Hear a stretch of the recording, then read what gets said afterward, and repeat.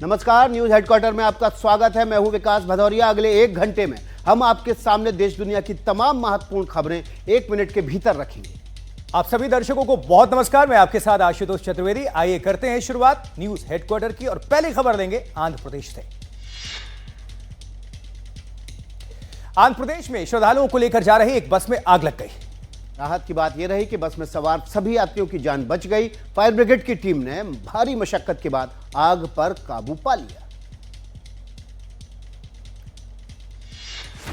इस बस में जैसे ही आग लगी, इसमें बैठे यात्री समय रहते उतर गए और फिर वीडियो बनाने में जुट गए। वीडियो आंध्र प्रदेश के महादेवपुर मंडल का है, जहां व्यस्त रास्ते पर एक बस में आग लग गई। पहले धुआं उठा, फिर यही धुआं शोलों में तब्दील हो गया। आनंद फानन में फायर फाइटर्स की टीम को सूचना दी गई और दोनों तरफ का रास्ता रोककर आग पर काबू पाने की कोशिश शुरू हुई। बताया जा रहा है ये एक प्राइवेट बस थी जो कालेश्वरम में हुए एक धार्मिक कार्यक्रम में शामिल हुए श्रद्धालुओं को लेकर लौट रही थी, जिसमें अचानक आग लग गई और धीरे धीरे इसने पूरी बस को अपनी जद में ले लिया। फायर ब्रिगेड की टीम ने घंटों मशक्कत करने के बाद आग पर काबू पा लिया, लेकिन तब तक बस जलकर खाक हो चुकी थी।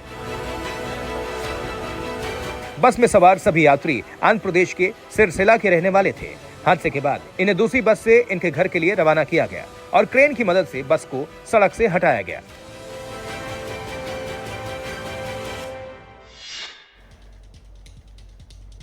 छत्तीसगढ़ के अंबिकापुर में तेल से भरे टैंकर में आग लग गई, जिससे कोहराम मच गया। यह आग इतनी भयंकर थी, भयावह थी, इसका धुआं कई किलोमीटर तक नजर आया।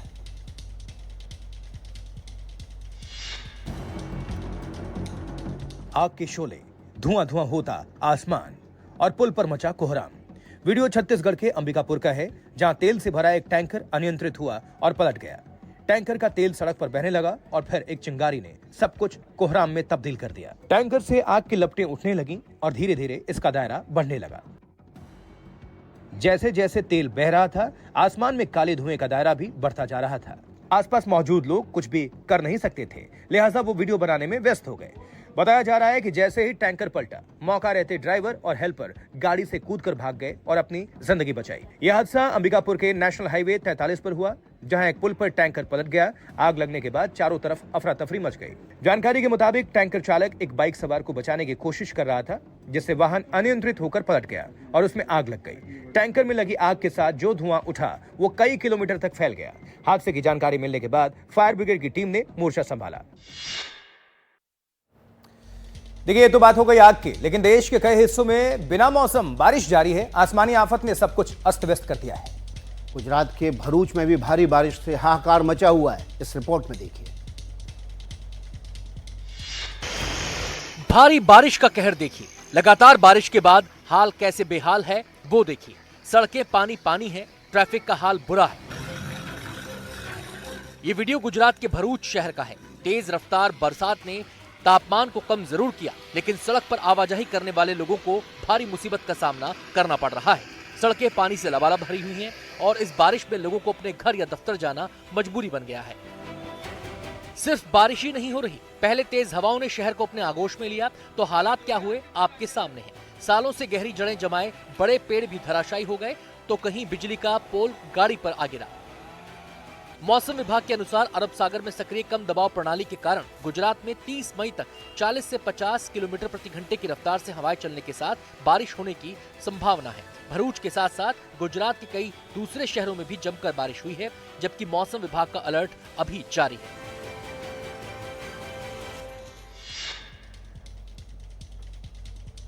तकरीबन 48 घंटे पहले मानसून ने 2009 के सभी रिकॉर्ड तोड़ दिए और मानसून भी 8 दिन पहले केरल पहुंच गया है। इसका असर देश के बाकी हिस्सों पर भी दिखने लगा है। और देखिए, गुजरात के वलसाड़ और वापी में अचानक मौसम बदल गया। तेज आंधी और तूफान के बाद मूसलाधार भारी बारिश हुई। बारिश ने कई सालों के रिकॉर्ड भी तोड़ डाले हैं। मौसम का बदला मिजाज देश भर को चौंका रहा है। केरल में वक्त से पहले मानसून ने दस्तक दे दी। असर 2100 किलोमीटर दूर गुजरात में दिखा। वलसाड़ और वापी में अचानक मौसम ने करवट ली। बादल जमकर बरसे। 50 किलोमीटर प्रति घंटे की रफ्तार हवाएं चली।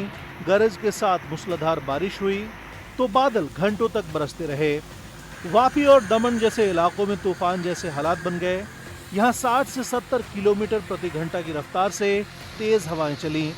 बारिश भी जमकर हुई। वलसाड़ और वापी में कुछ वक्त के लिए मिनी साइक्लोन जैसा मंजर दिखा। बारिश इतनी तेज हुई कि सड़कों पर जल भराव हो गया। तेज आंधी तूफान की वजह से कई इलाकों की बत्ती भी गुल हो गई। मौसम विभाग की माने तो बारिश का ये सिलसिला अभी जारी रहेगा।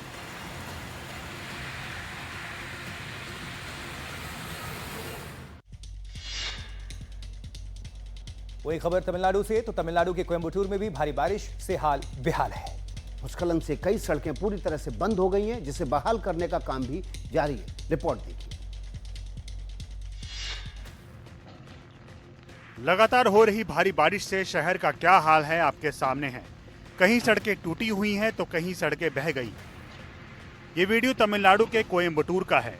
गलतीय पर्वतीय इलाके में लगातार बारिश से भूस्खलन हुआ और सड़कें बंद हो गई, लेकिन अब उसे खोलने का काम जारी है।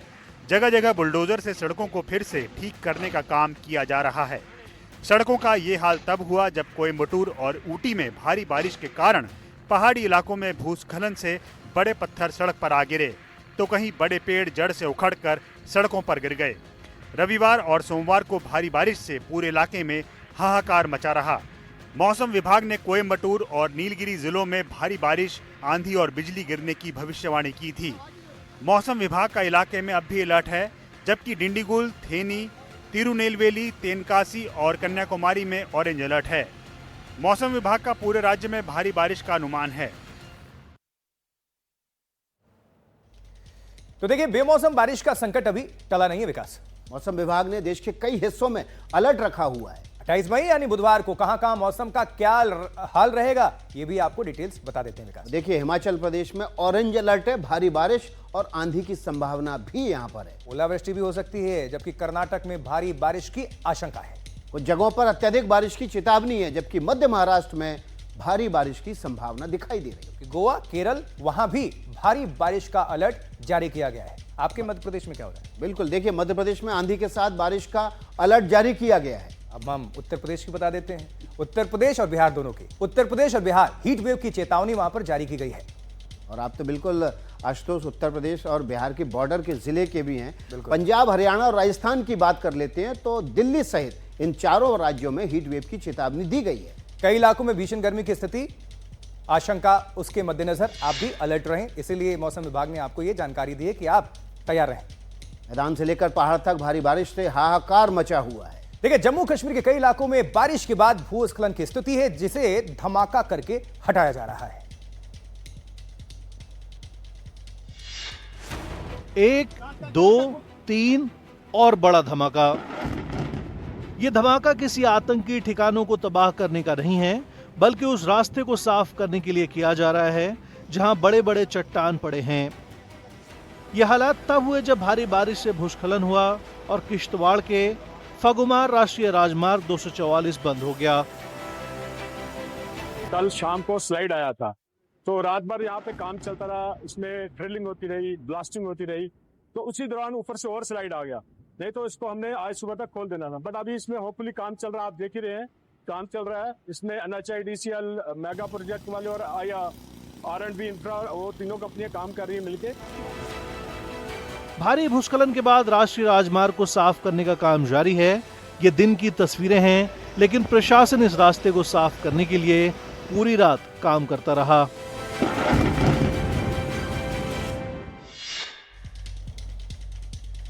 जबकि देखिए, आंध्र प्रदेश के प्रसिद्ध तीर्थ स्थल तिरुमला से चौंकाने वाली तस्वीरें सामने आई हैं। ये वीडियो जबरदस्त वायरल है और श्रद्धालुओं के बीच दहशत का सबब बना हुआ है। दीवार पर दौड़ता तेंदुआ और गाड़ी से उसका पीछा कर रहे लोग। तिरुमला घाट रोड की ये तस्वीरें खूब वायरल है।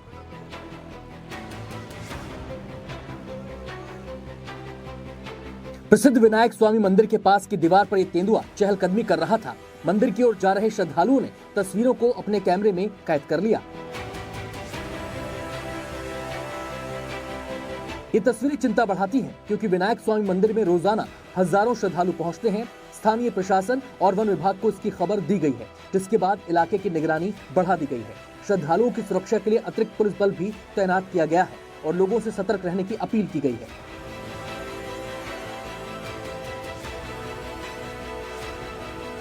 गौरतलब है कि तिरुमला एक घना जंगल क्षेत्र है जहां जंगली जानवरों की आवाजाही पहले भी देखी जा चुकी है, लेकिन मंदिर के पास इस तरह तेंदुए का नजर आना फिक्र बढ़ाने वाला है।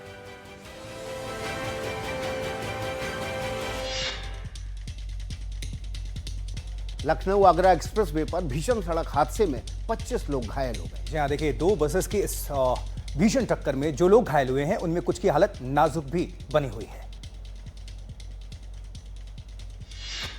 ये बिखरा हुआ कांच देखिए और ये पलटी हुई बस। मौके पर मौजूद खाकी का अमला और सड़क पर अपने सामान के साथ बैठे ये मुसाफिर ये बस में सवार थे। इन्होंने बड़ी नजदीक से मौत को देखा है। अच्छा रहा कि जान बच गई और शरीर पर कोई चोट भी नहीं आई, लेकिन सबकी किस्मत ऐसी नहीं थी। बड़े हादसे में 25 लोग घायल हुए हैं, जिनमें कुछ की हालत गंभीर बताई जा रही है। सभी घायल नजदीकी अस्पताल में भर्ती करवाए गए हैं। लखनऊ आगरा एक्सप्रेसवे पर यह हादसा सुबह के समय हुआ। दिल्ली से गोंडा जा रही सवारी बस को पीछे से आ रही दूसरी बस ने जोरदार टक्कर मारी थी। टक्कर इतनी जबरदस्त थी कि दोनों बसों को काफी नुकसान पहुंचा और एक बस पलट गई।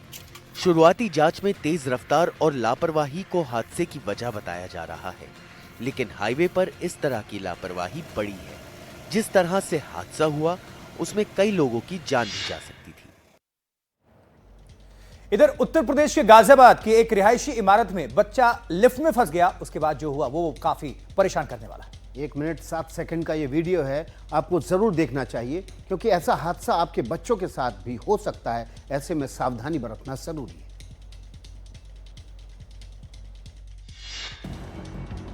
उसके चेहरे पर कभी खौफ की लकीरें नजर आती हैं। वो कभी डर से चिल्लाता है और कभी थक हार कर मायूस नजर आता है। वीडियो गाजियाबाद के कौशाम्बी के एक बहुमंजिला इमारत की है। एक बच्चा लिफ्ट पर सवार होता है, बटन दबाता है, लेकिन चंद सेकंड में तस्वीर बदल जाती है। लिफ्ट अचानक रुक जाती है। पहले बच्चा लिफ्ट खोलने की कोशिश करता है, लेकिन जैसे ही पता चलता है कि लिफ्ट बीच में ही अटकी है तो उसका गेट बंद कर देता है। बच्चा इस उम्मीद से लिफ्ट के कुछ और बटन दबाता है ताकि लिफ्ट का गेट खुल जाए, लेकिन इससे कोई फर्क नहीं पड़ता है। अब बच्चा धीरे धीरे अपना संयम खोने लगता है और लिफ्ट में लगे सीसीटीवी की तरफ देखकर शोर मचाता है। वो घबराता भी है और रोता भी है, लेकिन इससे कोई फर्क नहीं पड़ता है। आखिरकार बच्चे की आवाज कुछ लोग सुनते हैं और बड़ी मशक्कत के बाद उसे लिफ्ट से बाहर निकाला जाता है। नोएडा और गाजियाबाद की बहुमंजिला इमारतों में लिफ्ट के फंसने की खबरें पहले भी आ चुकी हैं।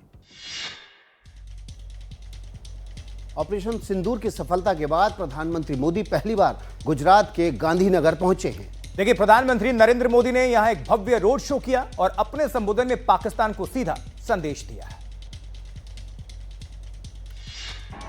गांधीनगर में आज पीएम मोदी ने सबसे पहले रोड शो किया। उसके बाद गुजरात को 5,536 करोड़ रुपए की सौगात दी। पीएम ने एक बार फिर सेना, सिंदूर और सिंधु का जिक्र किया और कहा कि पाकिस्तान को एहसास हो गया है कि वो भारत से जीत नहीं सकता। पाकिस्तान समझ गया कि लड़ाई में वो भारत से जीत नहीं सकते हैं और इसलिए उसने प्रॉक्सी वॉर चालू किया। पीएम ने यहां 1947 का जिक्र किया और कहा कि अगर उसी समय पाकिस्तानी मुजाहिदों को खत्म कर दिया होता तो आतंक का ये सिलसिला 75 साल से जारी नहीं रहता। ये मुजाहिदीन जो लहू चख गए थे वो सिलसिला 75 साल से चला। पीएम ने कहा कि सिंधु जल संधि स्थगित करना हमारी सोची समझी युद्ध की रणनीति है। उधर भारतीय कुश्ती संघ के पूर्व प्रमुख ब्रजभूषण शरण सिंह को दिल्ली की पटियाला हाउस कोर्ट से बड़ी राहत मिली। कोर्ट ने ब्रजभूषण शरण सिंह के खिलाफ चल रहे पॉक्सो केस को बंद कर दिया है। एनडीटीवी से बात करते हुए ब्रजभूषण शरण सिंह ने कहा कि उनसे कुछ भी छीना नहीं गया है, उन्हें बहुत कुछ मिला है। अदालत से बड़ी राहत के बाद ब्रजभूषण शरण सिंह पुराने तेवर में दिख रहे हैं। उन्होंने कहा कि मैं हारा हुआ खिलाड़ी नहीं हूं और ना ही मेरा कुछ छीना है। तो भैया मैं हारा हुआ खिलाड़ी नहीं हूं, समझ रहे नहीं? मैं अभी हारा नहीं हूं, मेरा कुछ नहीं छिना है, मेरा कुछ नहीं छिना है, मुझे बहुत कुछ मिला है। ब्रजभूषण शरण सिंह ने कुश्ती से जुड़े विवाद का जिक्र करते हुए कहा कि सारा झगड़ा कुश्ती संघ के अध्यक्ष पद को लेकर था। सांसद बने तो कौन बने? हमारे बेटे बने। कुश्ती के अध्यक्ष कौन बने? तो हमारे छोटे भाई की तरह संजय सिंह बना। संजय, जबकि वो भुइयार समाज से आते हैं। गड़बड़ तो तब हो जाता जो लोग चाहते थे वो बन जाते, तो वो तो बने नहीं। वो तो अरे सारा झगड़ा ही कुश्ती के अध्यक्ष पद को लेकर के लिए हुआ। कुश्ती से ही झगड़ा शुरू हुआ ना। और अब बात करते हैं कोविड-19 की। देश भर में कोरोना के मामलों में लगातार इजाफा हो रहा है। देश भर में अब तक कोरोना केस की संख्या 1100 को पार कर गई है। कोरोना के बढ़ते मामले को लेकर स्वास्थ्य विभाग लगातार अलर्ट मोड पर है। अब आपको ये बता दें कि देश भर में कहां-कहां कितने कोरोना केस एक्टिव हो चुके हैं, और इसलिए आपको सावधानी बरतने की भी जरूरत है। सबसे ज्यादा केस जो है वो केरल में आए। 430 से ज्यादा मामले यहां पर आ चुके हैं। पिछली बार भी शुरुआत वहीं से हुई थी, सबसे ज्यादा केसेस उधर से ही आए थे। देश में सबसे ज्यादा केस महाराष्ट्र और केरल दोनों का नंबर। महाराष्ट्र में इस वक्त 210 एक्टिव केस, दिल्ली में 104 एक्टिव केसेस हैं, नोएडा में 10, कर्नाटक में 47 एक्टिव केसेस हैं, तमिलनाडु में 66, जबकि गुजरात और राजस्थान में 6 और राजस्थान में 36 एक्टिव केसेस हैं। जबकि झारखंड की बात करें तो वहां पर संख्या अभी एक ही है, लेकिन सावधान रहने की बहुत दरकार है। देश भर में कोविड-19 के बढ़ते मामलों को देखते हुए सतर्कता बढ़ा दी गई। आपको भी रहनी चाहिए जागरूक। लगातार केस भी आ रहे हैं और मरीज ठीक होकर घर पर भी जा रहे हैं। इस बीच स्वास्थ्य विभागों ने लोगों से भीड़ में मास्क पहनने, हाथ धोने और सोशल डिस्टेंसिंग जैसे नियमों का पालन करने की अपील की है। सरकारें कह रही हैं कि घबराने की जरूरत नहीं है, सावधानी बरतने की बहुत ज्यादा जरूरत है। और एनडीटीवी भी हम आपसे अपील करते हैं कि सतर्क रहें और सुरक्षित रहें। हम आपको बार बार बता रहे हैं कि हाथ धोते रहिए, सार्वजनिक जगहों पर मास्क का इस्तेमाल कीजिए और एक दूसरे से संपर्क हो सके तो सेफ डिस्टेंस के साथ रखिए। बिल्कुल। चलिए बढ़ते हैं आगे, अगली खबर लेते हैं। तेलंगाना के राजन्ना सिरसिला जिले में एक शख्स ने धारदार हथियार से महिला की हत्या कर दी। वारदात के बाद बेखौफ आरोपी ने थाने पहुंचकर अपना गुनाह भी कबूल कर लिया।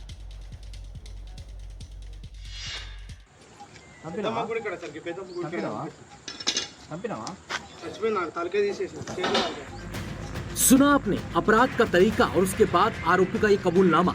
इसके चेहरे पर गौर कीजिए। डर, हिचक और पछतावा जैसे एहसास आपको ढूंढने से भी नहीं मिलेंगे। खाकी के सामने ये बेखौफ अंदाज में अपने जुर्म को बयां कर रहा है। ये वारदात जिले के चंदूरथी मंडल केंद्र में अंजाम दी गई।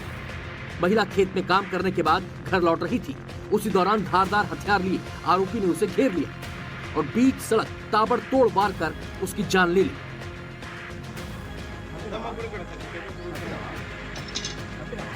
पुलिस भी हैरान थी। जरा इस जवान पर गौर कीजिए। इसे भी एक बार की कुछ समझ में नहीं आया कि इस तरह किसी की जान लेने के बाद आरोपी हथियार के साथ सामने खड़ा है और अपना जुर्म कबूल कर रहा है। बताया यह जा रहा है कि इस शख्स पर पहले भी एक हत्या का आरोप है।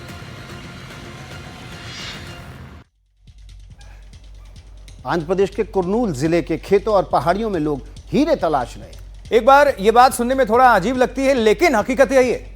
रिपोर्ट देखिए। इस पहाड़ी पर जिधर नजर डालिए दूर दूर तक छोटे छोटे ग्रुप में लोग बैठे नजर आएंगे। सबके हाथ में कुछ न कुछ सामान है और नजरें इन पत्थरों पर टिकी है। अगर किस्मत अच्छी रही तो ये मालामाल हो सकते हैं, क्योंकि इन जमीनों में पत्थरों के साथ हीरे भी दफन हैं। कोई एक भी किसी के हाथ लग गया तो उसके दिन बदल जाएंगे। हाल के दिनों में हीरो की तलाश के लिए ज्यादा लोग पहुंच रहे हैं। इसके पीछे कुछ दिन पहले की एक घटना है। हाल ही में पथिकोंडा क्षेत्र में एक किसान की किस्मत चमकी थी। पेरावली गांव के रहने वाले शख्स को खेत से कीमती हीरा मिला था। किसान ने उस हीरे को करीब 30 लाख रुपए में बेचा था। जानकारों का मानना है कि खुले बाजार में उस हीरे की कीमत करोड़ों में हो सकती है। हर साल मानसून के शुरुआती बारिश के साथ ही इस क्षेत्र में हीरा तलाशने की होड़ शुरू हो जाती है। जिले भर से लोग किस्मत आजमाने के लिए खेतों और पहाड़ियों का रुख करते हैं। 30 लाख का हीरा मिलने के बाद हर कोई उम्मीद में है कि किस्मत उसे भी मालामाल करेगी। अब पद यात्रा से सियासत के शिखर पर पहुंचे केंद्रीय कृषि मंत्री शिवराज सिंह चौहान एक बार फिर से पद यात्रा से सुर्खियों में है। शिवराज सिंह चौहान इस बार खास मिशन पर है। मिशन है विकसित भारत संकल्प पद यात्रा। मिशन के मायने क्या है, इस रिपोर्ट में देखिए। 34 साल पहले पद यात्रा से शिवराज सिंह चौहान की सियासत का सूरज क्षितिज पर चमका। पांव वाले भैया यानी शिवराज अब जब देश के कृषि मंत्री हैं तो फिर एक बार पदयात्रा पर हैं, लेकिन इस बार मिशन अलग है।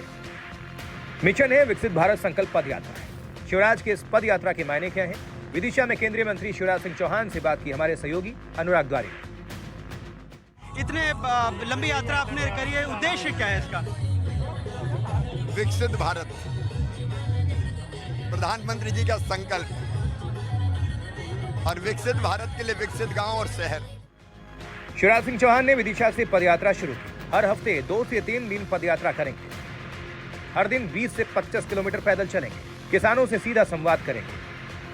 विकसित भारत संकल्प पदयात्रा के जरिए शिवराज सिंह चौहान किसानों, महिला सशक्तिकरण और अपने राजनीतिक भविष्य तीनों को एक साथ साधने की कोशिश कर रहे हैं। और अब बात देश के गद्दार की। पाकिस्तान के लिए जासूसी के आरोपी यूट्यूबर ज्योति मल्होत्रा को लेकर एक के बाद एक बड़े खुलासे हो रहे हैं। सूत्रों के हवाले से अब पता चला है कि पाकिस्तान के 4 खुफिया एजेंट्स उसके संपर्क में थे। पुलिस और एजेंसियां इस दिशा में भी अपनी जांच को आगे बढ़ा रही हैं।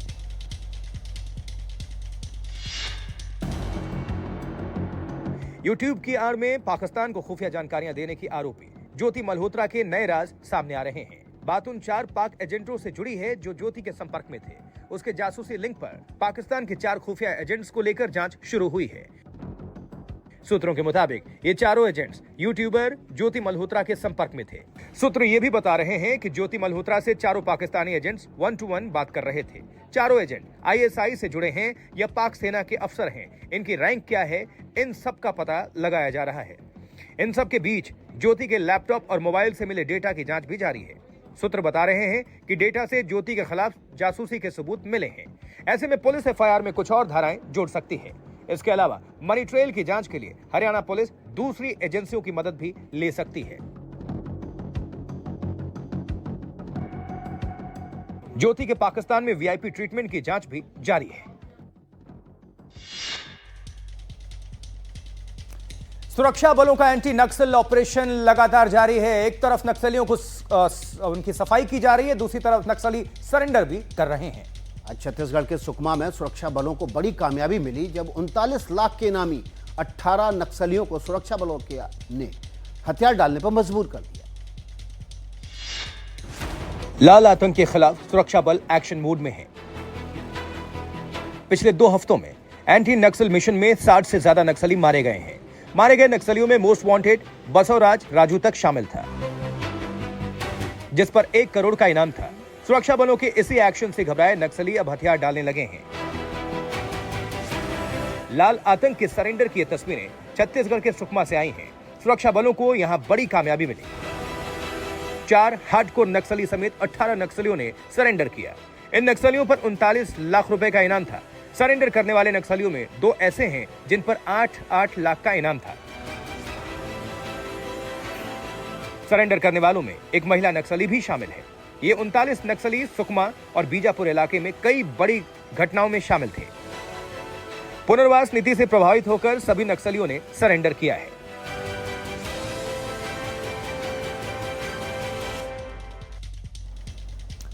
तो ऑपरेशन ब्लैक फॉरेस्ट के तहत नक्सलियों के खिलाफ सुरक्षा बलों को लगातार कामयाबी मिल रही है। नक्सली या तो सरेंडर कर रहे हैं या सुरक्षा बलों की गोली से मारे जा रहे हैं। अब तक कितने नक्सली मिटाने में सुरक्षा बलों को सफलता मिली है, देखिए आंकड़ों पर एक नजर डाल लेते हैं। बताइए जरा विकास की किस तरह से कहां से शुरुआत हुई। लेकिन इतना तो जरूर है, गृह मंत्री अमित शाह ने कह दिया है कि बहुत जल्द ही पूरी तरह से सफाई कर देंगे। उसका असर है अगले साल यानी कि 2026 में नक्सलिज्म का खात्मा हो जाएगा। और 9 फरवरी 2025 को बीजापुर में 31 नक्सलियों का सफाया हुआ था। थोड़े दिन पहले ही 20 मार्च 2025 बीजापुर कांकेर 30 नक्सली ढेर कर दिए गए थे। 29 मार्च 2025 को इसी साल सुकमा में 16 नक्सली मार गिराए गए थे। 14 मई 2025 कारेगुट्टा पहाड़ पर 31 नक्सली मारे गए थे।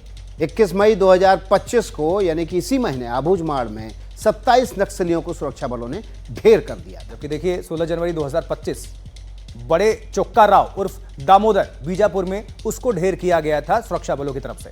ये सचिव था CPI का, माओवादी का और तेलंगाना स्टेट कोर कमेटी और इसके ऊपर 50 लाख रुपए का इनाम था। ये इनामी जो नक्सली हैं उनके बारे में डिटेल्स आपको हम दे रहे हैं। जनवरी 2025 में चलपति गरियाबंद में ढेर कर दिया गया था। 90 लाख रुपए का इनाम इसके सर पर रखा गया था।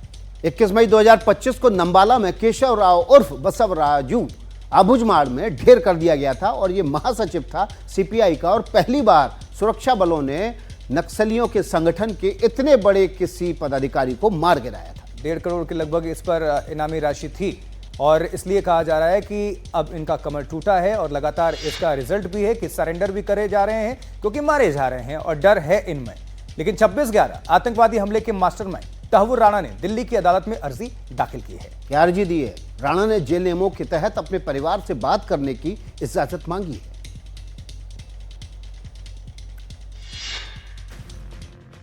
भारत में बड़ी आतंकी साजिश का ये मास्टरमाइंड अदालत से राहत मांग रहा है। अपनी याचिका में वो जेल नियमों के तहत सहूलियतें चाहता है। तहव्वुर राणा ने दिल्ली की एनआईए कोर्ट में एक नई अर्जी दी है। राणा ने अदालत से अपने परिवार से बात करने की अनुमति मांगी है। अर्जी में राणा ने कोर्ट से गुजारिश की है कि उसे तिहाड़ जेल के नियमों के तहत परिवार के लोगों से बात की सुविधा दी जाए। फिलहाल तहव्वुर राणा 6 जून तक न्यायिक हिरासत में है। स्पेशल जज चंद्रजीत सिंह की अदालत में बुधवार को उसकी अर्जी पर सुनवाई होगी। 26 नवंबर 2008 को लश्कर-ए-तैयबा के 10 हथियारबंद आतंकियों ने मुंबई में एक साथ कई जगह हमले किए थे। उन हमलों में 160 से ज्यादा लोग मारे गए थे। हमलावरों ने मुंबई के 2 5 सितारा होटलों, एक अस्पताल, रेलवे स्टेशनों और एक यहूदी सेंटर को निशाना बनाया था।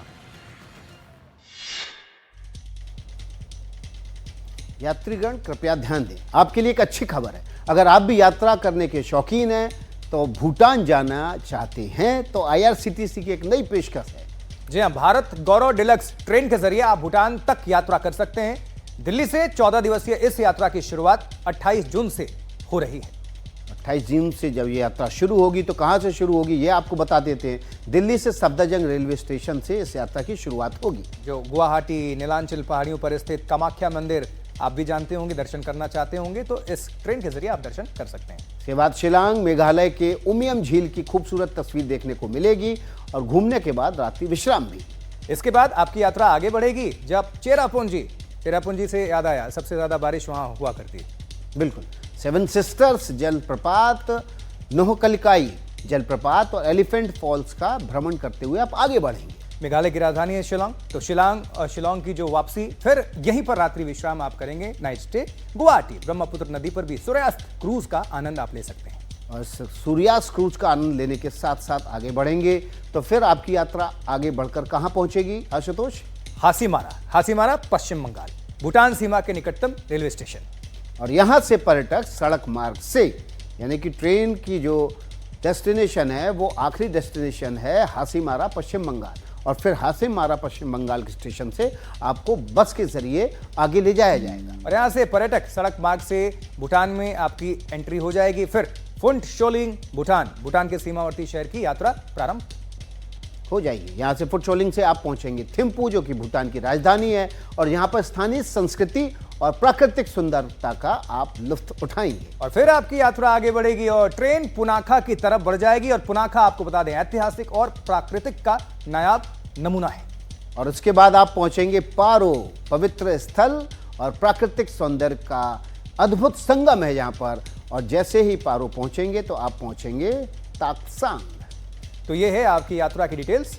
हर एक जो जरूरी खबर होती है उसको आपके सामने हम जरूर लेकर आ जाते हैं, इसलिए हम हमेशा कहते हैं विकास, शाम 7 बजे कहीं भी हो, सोमवार से शुक्रवार तक तुरंत जुड़िए न्यूज हेडक्वार्टर में। न्यूज हेडक्वार्टर में अगली खबर का रुख कर लेते हैं। सोमवार को तेलंगाना के राजन्ना सिरसिला जिले में तस्वीर लगाने को लेकर विवाद में कांग्रेस और बीआरएस समर्थक आमने सामने आ गए। और देखिए, आपको बता दें इसके बाद पुलिस ने जो कार्रवाई की उस पर भी सवाल खड़े हो रहे हैं।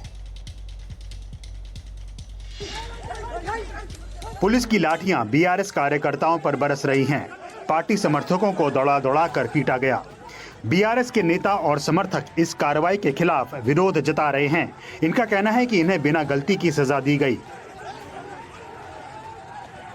दरअसल कांग्रेस के कई कार्यकर्ता बीआरएस नेता और विधायक केटी रामाराव के कैंप ऑफिस पहुंचे थे, जहां उन्होंने मुख्यमंत्री रेवंत रेड्डी की तस्वीर लगाने की कोशिश की। केटीआर समर्थकों ने विरोध जताया। हालांकि संभालने के लिए पुलिस पहुंची।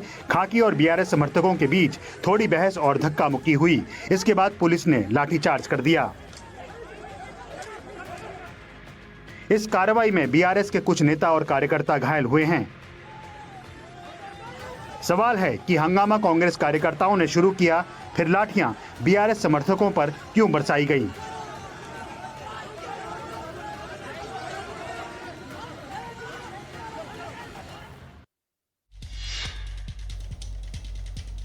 और अगली खबर हरियाणा से है। हरियाणा के पंचकुला में खुदकुशी करने का एक सनसनीखेज मामला सामने आया और यहां एक ही परिवार के 7 लोगों ने अपनी जिंदगी खत्म कर ली। 7 लोगों का ये परिवार देहरादून में एक धार्मिक कार्यक्रम में शिरकत करने पंचकुला आया था। इन सभी के शव एक कार से बरामद किए गए हैं। मौके पर पहुंचे परिजनों को भी समझ नहीं आ रहा कि आखिर हुआ क्या। कोई दबाव में थे, कोई कर्जा था उन पे, क्या था मुझे नहीं पता जी। पहले आज से 10 साल पहले 15 साल पहले कर्जा था उनका, उसके बाद मुझे नहीं पता क्या था क्या नहीं था। घटना पंचकुला के सेक्टर 27 की है, जहां एक दंपति, उनके माता पिता और 3 बच्चों ने जहर खाकर जान दे दी। मौके पर पहुंची पुलिस ने सुसाइड नोट बरामद किया है। पुलिस को शक है कि परिवार आर्थिक तंगी का दंश झेल रहा था। इस मैटर में जो हमें प्रथम दृष्टया लग रहा है कि ये आत्महत्या का मैटर है। बताया जा रहा है कि मृतक प्रवीण मित्तल कर्ज के तले डूबे हुए थे और उससे उबर नहीं पा रहे थे। हालांकि परिजन इस वजह को मानने से इनकार कर रहे हैं।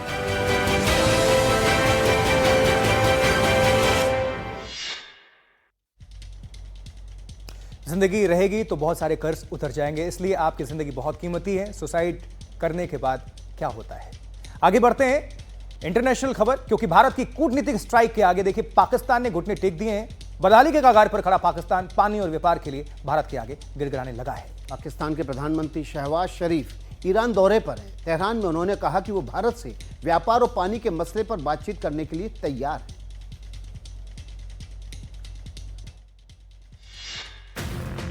पाकिस्तान की हेकड़ी के बल निकल गए, दाना पानी बंद हुआ तो पाकिस्तान गिड़गिड़ाने लगा। भारत से पाकिस्तान रहम की भीख मांगने लगा। भारत की कूटनीतिक स्ट्राइक से पाकिस्तान की आर्थिक कमर टूटी तो पाकिस्तान बिलबिला उठा। इस्लामाबाद से 3000 किलोमीटर दूर ईरान की राजधानी तेहरान से पाकिस्तान की छटपटाहट का ट्रेलर रिलीज हुआ। पाकिस्तान के प्रधानमंत्री शहबाज शरीफ ने ईरान के प्रेसिडेंट पेज़ेश्कियान के साथ ज्वाइंट प्रेस कॉन्फ्रेंस की और यहीं से पाकिस्तान की बेचैनी और घबराहट की पिक्चर रिलीज हुई। शहबाज शरीफ ने कहा, हम अपने पड़ोसी के साथ पानी के मुद्दों पर शांति के लिए बात करने को तैयार हैं। साथ ही हम व्यापार को बढ़ावा देने और आतंकवाद का मुकाबला करने के लिए भी बात करने को तैयार हैं। गुमान के बल ऐसे ही नहीं निकले। भारत के कड़े फैसलों के बाद पाकिस्तान की आर्थिक कमर ऐसी टूटी कि खुद शहबाज शरीफ के सुर बदल चुके हैं।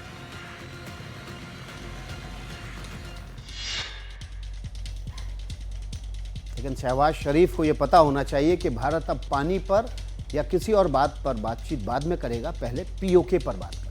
अगली खबर बिहार से है। विधानसभा चुनाव से पहले प्रधानमंत्री के बिहार दौरे की चर्चा है। प्रधानमंत्री मोदी 29 और 30 मई को बिहार के दौरे पर रहेंगे। देखिए, इसलिए तैयारी करीब करीब पूरी कर ली गई है। इसको लेकर स्पेशल रिपोर्ट।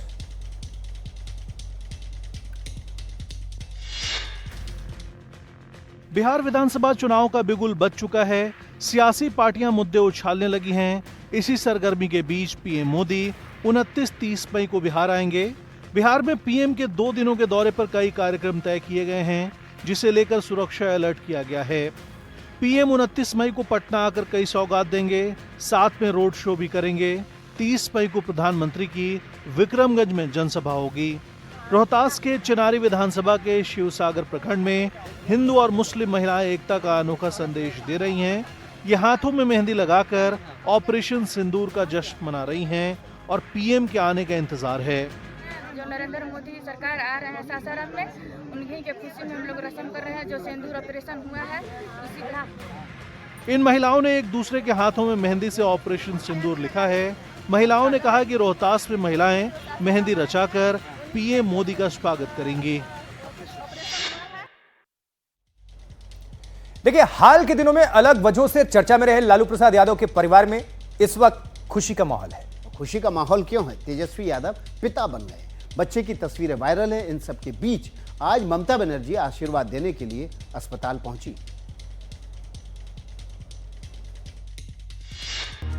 ये नन्ही सी जान लालू यादव के परिवार के लिए तमाम खुशियां लेकर आई है। तेजस्वी यादव पिता बने हैं, उन्हें बेटा हुआ है। अस्पताल के अंदर की ये तस्वीर सोशल मीडिया पर खूब बांटी गई। शायद अंदर मौजूद लोग बच्चे का पहला दीदार कर रहे थे। कई लोग इस लम्हे को कैमरों में दर्ज करते नजर आए। बच्चे का जन्म कोलकाता के अस्पताल में हुआ, जहां मेल मुलाकात और बधाइयों का दौर है। आज ममता बनर्जी भी बच्चे को आशीर्वाद देने पहुंची। वहां मौजूद लालू यादव के साथ वो बड़ी आत्मीयता से मिली। ममता ने नए मेहमान को बिहार विधानसभा चुनाव के लिए लकी बताया। तेजस्वी यादव ने भी उनका शुक्रिया अदा किया और कोलकाता में उन्हें अपना लोकल गार्जियन बताया।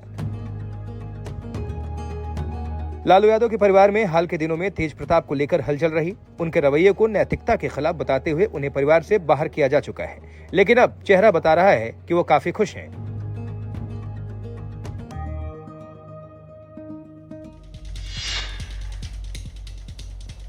आरजेडी से बेदखल हो चुके तेज प्रताप यादव के समर्थन में अनुष्का यादव के भाई उतर आए। वहीं अनुष्का यादव की जिनकी तस्वीर तेज प्रताप ने साझा की थी, उन्हीं के भाई। देखिए, आकाश यादव ने तेजस्वी यादव को नसीहत भी दी है और कई बड़े आरोप भी लगाए हैं। मैं अपनी बहन का बड़ा भाई होने के नाते अपनी बहन को मैं गोली नहीं मारूंगा। ये ऐलान उस बड़े भाई का है जिसकी बहन की तस्वीर आरजेडी नेता तेज प्रताप यादव के साथ सोशल मीडिया पर नजर आई थी। इस तस्वीर के सामने आने के बाद लालू परिवार ने तेज प्रताप को आरजेडी से बेदखल कर दिया। तेज प्रताप की पूर्व पत्नी ऐश्वर्या ने भी विरोध जता दिया, लेकिन अनुष्का के भाई अपनी बहन के साथ खड़े हैं। आदरणीय लालू यादव जी के परिवार से हाथ जोड़ रहा हूँ कि इस संवाद को, ये जो मीडिया में जो चरित्र का हनन किया जा रहा है, इसको अविलंब रोकने का प्रयास करें। अनुष्का यादव के भाई आकाश ने आरोप लगाया कि तेज प्रताप को पागल और जोकर साबित करने का प्रयास किया जा रहा है, उन्हें बदनाम किया जा रहा है। उनको निकाला क्यों गया? क्या तेज प्रताप यादव रेपिस्ट थे, बलात्कारी थे, चोर थे?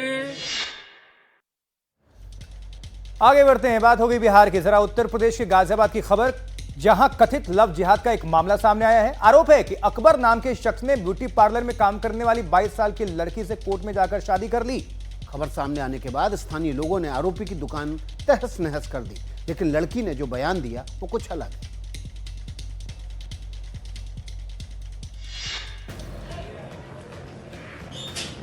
दो दिन पहले लड़की के परिजनों ने इंदिरापुरम थाने में अकबर नाम के लड़के के खिलाफ शिकायत दर्ज की और आरोप लगाया लव जिहाद की आड़ में लड़की के साथ शादी की गई।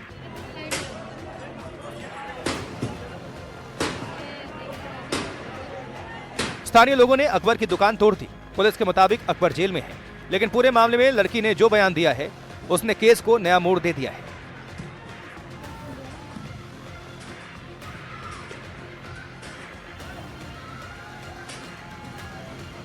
मेरे पति का नाम अकबर खान है। 9 साल से हम एक दूसरे को जानते हैं। 3 साल पहले हमने स्पेशल मैरिज एक्ट के तहत शादी की थी। लड़की ने एक वीडियो के जरिए यह भी दावा किया है कि उसने अपनी और लड़के के परिजनों के लिए पुलिस से सुरक्षा की गुहार लगाई। लड़की ने आरोप लगाया है कि लड़के के परिजनों को मारा पीटा जा रहा है। लड़की ने दावा किया है कि वो बालिग है और उसने अपनी मर्जी से शादी की।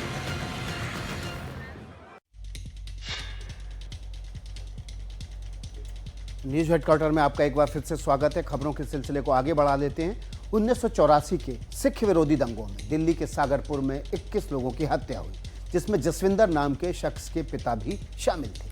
नरसंहार के 42 साल बाद जसविंदर सिंह को दिल्ली सरकार से नौकरी मिली है। वो खुश तो हैं, लेकिन उनके दिल में काफी मलाल भी है। उन दंगों ने जसविंदर सिंह के परिवार की सारी खुशियां छीन ली थी। पिता की जान चली गई थी और 3 बच्चों को पालने की जिम्मेदारी मां के सिर आ गई थी। वो खुद उस समय महज 3 साल के थे। अब दिल्ली सरकार ने बड़ी मदद की है। आज जाके हमें मिला, अब ये इतनी अभी तक भी हम ना, अब जाके हमारे हाथ में आया, अब जाके हम जाके जॉब कर पाएंगे, कुछ कर पाएंगे। कैसे हम 3 भाई थे, हमें पाला पोसा, कभी ना पढ़ाई कर पाए हम, ना कुछ पाए, क्योंकि पढ़ाता कौन? पढ़ाने के लिए पैसा लगता है सर, बिल्कुल पैसा नहीं है। खाने के लिए पैसा नहीं, पढ़ाने के लिए कहाँ से हम लाएंगे?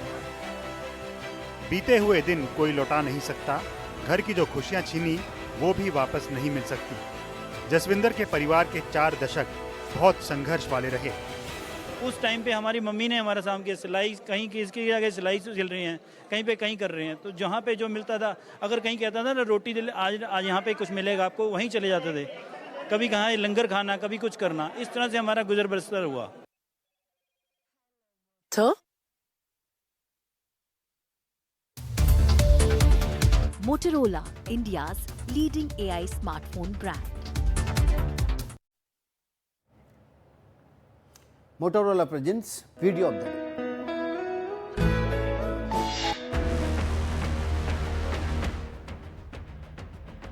ये तस्वीरें देखिए जब शादी में पहुंचा गेंडा।